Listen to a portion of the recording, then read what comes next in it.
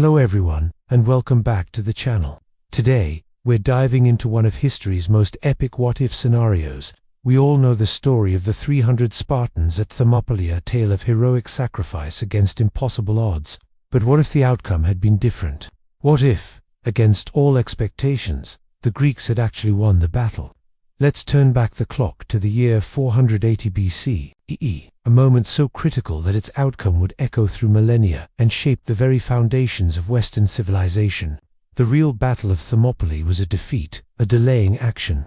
King Leonidas and his men fought to the last, buying precious time for the rest of Greece to prepare. Their sacrifice became legendary, a symbol of courage against tyranny. But in our alternate timeline, we're changing one crucial detail. Let's imagine the local Greek guide, Ephialtes, never betrayed the secret path to the Persians. Or perhaps the Greeks, tipped off, managed to ambush and defeat the immortals sent to flank them. Suddenly, the hot gates remain sealed. The Persians can't get through. Picture the scene. Day after day, Xerxes, the mighty king of kings, throws his elite troops against the narrow pass. And day after day, they are repelled by a wall of bronze shields and iron discipline.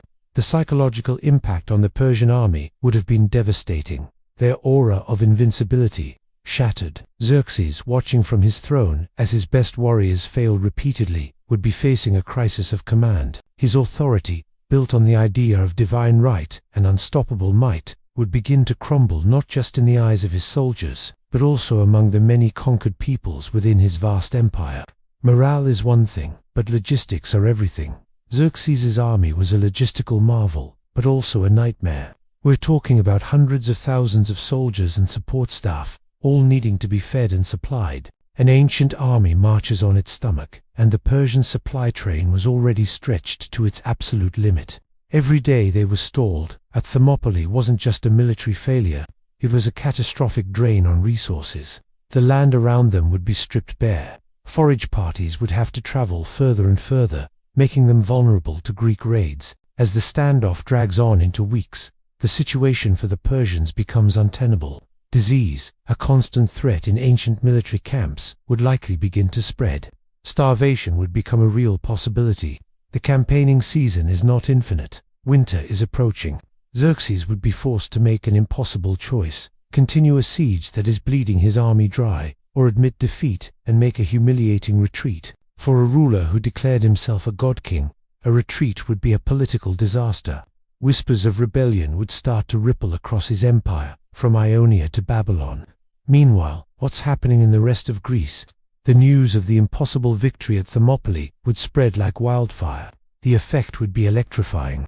City-states that were wavering or even leaning towards surrender would be inspired to join the fight. The Greek fleet, emboldened by the army's success, would become even more aggressive in harassing the Persian navy.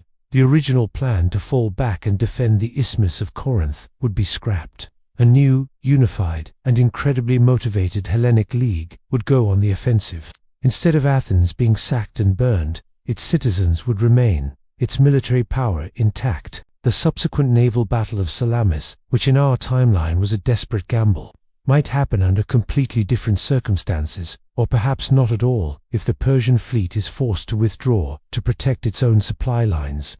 The entire dynamic of the Greco-Persian Wars would be flipped on its head. Greece, once the defender, would now be the aggressor, filled with a newfound confidence and unity. This victory would cement Sparta's reputation as the undisputed military leader of Greece, even more so than in our own history.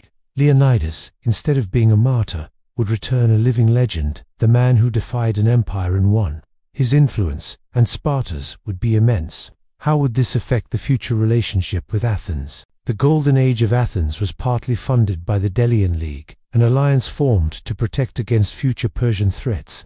If that threat is decisively neutralized in 480 BCE, does the Delian League even form? Does Athens still rise to become the cultural and intellectual powerhouse we remember? Perhaps a more unified Greece, under the joint leadership of a triumphant Sparta and an unsacked Athens, would have emerged. This could have prevented the devastating Peloponnesian War that later tore the Greek world apart. Imagine a Greece that wasn't weakened by decades of internal conflict. What could it have achieved? Would Philip of Macedon have been able to conquer it? And if he couldn't, what does that mean for his son, Alexander the Great? Without a conquered Greece to unite and lead, Alexander's story might be entirely different. Does he still march east and create his vast empire? If the Persian Empire had already been destabilized or fragmented by Xerxes' failure, Alexander's campaign would have been a completely different affair. He might have faced a series of smaller, warring states instead of one unified empire. The Hellenistic Age, the period of Greek cultural spread that Alexander's conquests initiated, might have happened differently or on a smaller scale. The legacy of this single victory at Thermopylae would ripple outwards, touching everything: the philosophical and political developments in Athens, the rise of Macedon, the conquests of Alexander, the spread of Greek culture, and the subsequent rise of Rome, which heavily borrowed from the Greek soul of it, would be altered. The world we live in today is a direct descendant of that history. A victory at Thermopylae doesn't just change the outcome of a war. It potentially changes the entire trajectory of human civilization. It's a fascinating thought, a reminder of how history can turn on a single moment, on a single narrow pass, and the courage of those who stand and fight. What do you think? How different would our world be? Let me know your theories down in the comments. It's always amazing to explore these alternate timelines with you all. If you enjoyed this journey into What If History, please give this video a thumbs up. And don't forget to subscribe and hit that notification bell so you don't miss our next exploration. Thanks for watching, and I'll see you in the next one.